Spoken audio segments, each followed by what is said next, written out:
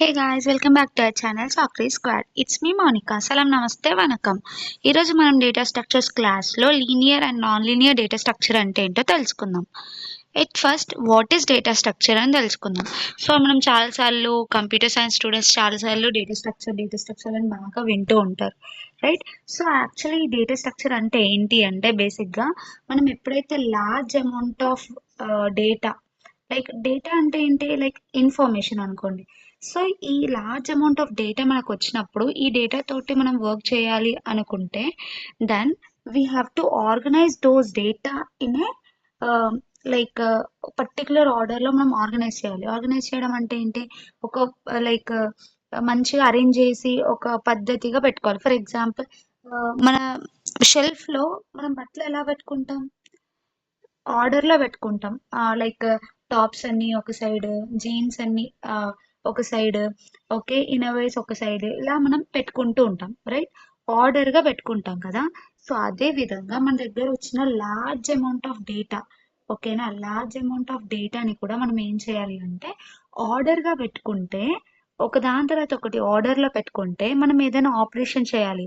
అంటే ఇప్పుడు ఏదైనా సెర్చ్ చేయాలన్నా, ఏదైనా ఐటెమ్‌ని సెర్చ్ చేయాలన్నా, ఆర్ ఎల్స్ ఒక ఐటెంని డిలీట్ చేయాలన్నా, ఓకేనా? ఒక ఐటెంని ఇంకో ఐటెంని పెట్టాలి అన్నా, లైక్ ఇన్సర్ట్ చేయాలి అన్నా, ఇలా డిఫరెంట్ టైప్స్ ఆఫ్ ఆపరేషన్స్ మనకి ఈజీ అయిపోతాయి అన్నమాట. సో అలా మన దగ్గర లార్జ్ అమౌంట్ ఆఫ్ డేటాని ఆర్గనైజ్ చేసే మెథడ్నే డేటా స్ట్రక్చర్స్ అంటారు.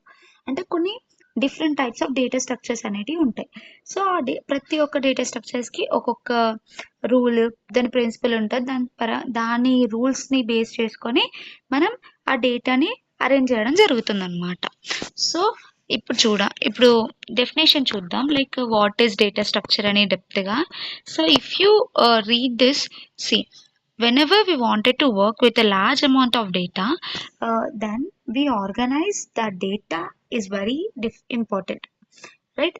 అండ్ మనం ఆర్గనైజ్ చేయడం ఆ డేటాని చాలా important. So if that data is not organized efficiently, it is very difficult to perform any task on the data. If it is organized efficiently, then any operation can be performed easily on the data.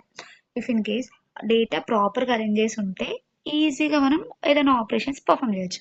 ఇప్పుడు for example ఇదే సెల్ఫ్లో నేను బట్టలన్నీ ఏదో గజిబిజిగా పెట్టేసుకున్నాను అనుకో, నాకు పర్టికులర్ రెడ్ కలర్ టాప్ రావాలి అనుకుంటే ఎంత టఫ్, లైక్ ఏది ఎక్కడ ఉందో తెలియదు, అవునా? అదే నేను లైన్గా ఒకదాని తర్వాత నేను పెట్టుకుంటే ఈజీగా కనిపించి ఈజీగా నేను తీసుకోగలుగుతా ఆ పర్టికులర్ టాప్ని, రైట్? అలాగే మనకి ఏదైతే డేటా ఉందో నీట్గా మనం అరేంజ్ చేసుకుంటే ఏదైనా ఆపరేషన్స్ ఈజీగా చేసుకోవచ్చు అని చెప్తున్నారు, అంతే.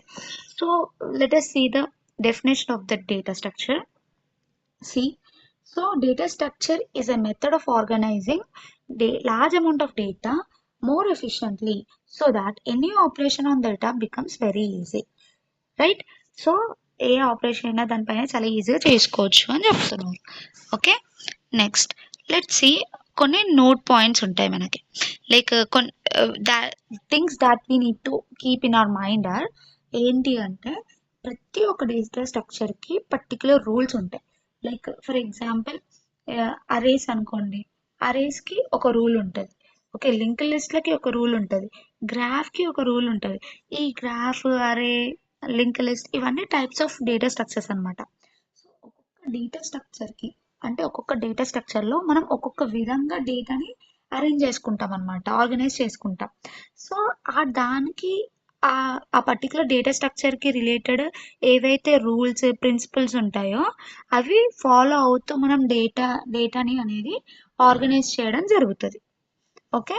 సో ఇక్కడ మనకి బేసిక్గా డేటా స్ట్రక్చర్స్ మెయిన్గా టూ టైప్స్ ఉంటాయి, like based on their arrangement of data. First one వచ్చేసి linear data structure, second one వచ్చేసి non linear data structures. Let us see one of them in detail way. So ఇక్కడ ఏంటి అంటే linear data structure. Linear data structure అంటే ఏంటి అంటే, ఎప్పుడైతే data అనేది సీక్వెన్షియల్ ఆర్డర్లో మనం స్టోర్ చేసుకుంటామో దాన్ని లీనియర్ డేటా స్ట్రక్చర్ అంటాం. For example, let's say arrays, list, stack, queue. These are the examples of linear data structures. Like for example, 1, 2, 3, 4. ఇవేంటి 1, 2, 3 ఒకదాని తర్వాత ఒకటి లైన్గా అరేంజ్ చేసి ఉన్నాయి కదా, రైట్. డేటాని కూడా మళ్ళీ మనం లైన్గానే యాక్సెస్ చేసుకోవడానికి ఇలా వస్తుంది. సో దాన్నే మనం లీనియర్ డేటా స్ట్రక్చర్స్ అంటాం. ఓకేనా.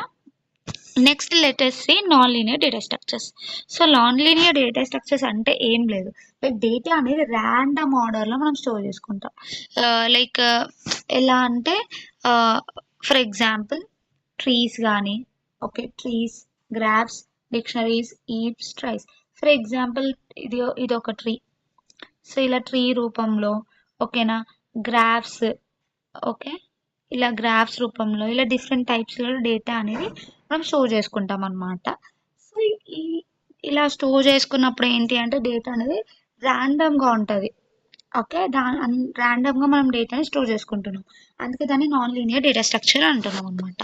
సో ఇప్పుడు ఏంటి అంటే like we have known that మనకి ఏమేమి తెలిసింది అంటే లైక్ లీనియర్ డేటా స్ట్రక్చర్ అంటే ఏంటిది, నాన్ లీనియర్ డేటా స్ట్రక్చర్ అంటే ఏంటిది, ఇది మనకు బాగా అర్థమైంది.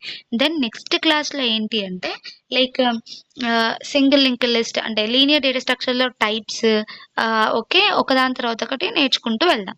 సో ఇఫ్ ఇన్ కేస్ నా కంటెంట్ కనుక మీకు నచ్చినట్లయితే like, share and subscribe. If you have any doubts, please comment in the comment section.